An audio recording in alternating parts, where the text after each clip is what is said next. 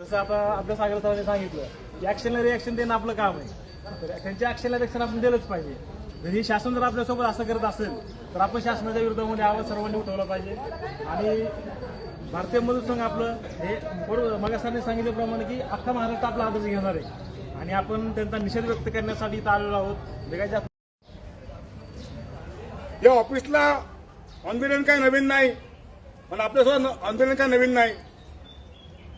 काल एखादं परिपत्रक येतं काय, लोक अपेक्षेने उघडून बघतात काय, आणि हिशोब करता करता लक्षात असं येतं की आपण काय रात्री झोपेत हिशोब करतोय का नक्की कशा अवस्थेत हिशोब करतोय. बाकीची आकडेवारी बघितली आणि आजची आकडेवारी बघितली ती सेमच लागायला लागली. मला 10-12 कार्यकर्त्यांनी फोन पण केले की तुम्ही काय चुकून मागचं परिपत्रक पाठवलं का. मी पण थोडासा हादरलो, मी पण ट्रॅफिकमध्ये होतो.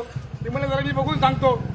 पण मी उलगडून बघितल्यावरती लक्ष असं आलं की सर्व उद्योगांकरता 1 रुपया सुद्धा वाढ नाही. ह्याचा अर्थ असा समजायचा का की महागाई वाढलीच नाही गेल्या 6 महिन्यामध्ये. हाही सरकारसमोर प्रश्न निर्माण झालेला आहे. खरं तर वाटाघाटी करत असताना कंपन्यांची भूमिका अशी असते, तुम्हाला काही महागाई भत्ता मिळतो ना, ती तुमची पगार वाढ. अरे म्हटलं बा चांगली गोष्ट आहे. ती जर पगार वाढ असती ती आमच्या खिशामध्ये पडली असती, रिकरिंग लावलं असतं. पण ती पगार वाढ नसून झालेली महागाईचा किमान बॅलन्स करण्यासाठीचा प्रयत्न आहे, अशी त्याचं एकूण व्याख्या आहे.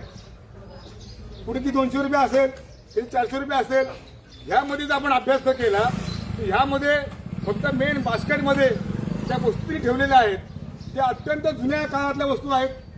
म्हणजे अन्न, वस्त्र, निवारा या 3 बेसिक गोष्टी आहेत. आपण त्यांना म्हणलं पेट्रोलच्या बदलत्या किमती धरा, डिझेलच्या बदलत्या किमती धरा, गॅसच्या बदलत्या किमती धरा, मोबाईल एकेकाळी एक लक्झरी गोष्ट होती जी आज गरजेची वस्तू झालेली आहे. प्रवास, ट्रॅव्हल, आता नोकरीला जायचं म्हणलं तर त्या माणसाला रोज 100 रुपये खर्च आहे. मग असं असताना सुद्धा या गोष्टी न धरता जो काय डीए येत होता त्या अनुषंगाने लोकांना त्याचा बेनिफिट होत होता. पुढे 200 रुपये फायदा असेल, पुढे 600 रुपये फायदा असेल. पण ही पगार वाढ नसून फक्त महागाई करता हा एक बेनिफिट होता. पण तो सुद्धा 0 रुपये येतो, हीच खरं आश्चर्यजनक गोष्ट त्यामध्ये निर्माण झालेली आहे. खरं मुंबईला ऑफिसला फोन केला, तिने असं सांगितलं की आम्ही प्रत्येक महिन्याचा हिशोब केला, हिशोबमध्ये काही फारसा पर्सेंटेजमध्ये काही बदल होत नाही. त्या दुकानदारांना चौकशी केली, दुकानदारांनी असं सांगितलं की मधल्या काळामध्ये तांदूळ वाढले, गहूचे रेट पण बदलले, तेलाचे दर तर रोज बदलतात, खाद्यतेलाचे दर.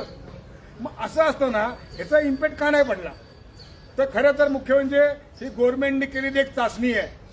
माझं असं स्पष्ट मत आहे, गव्हर्नमेंटला 4 वेज कोड बिल आपल्यावरती लादायचे आहेत.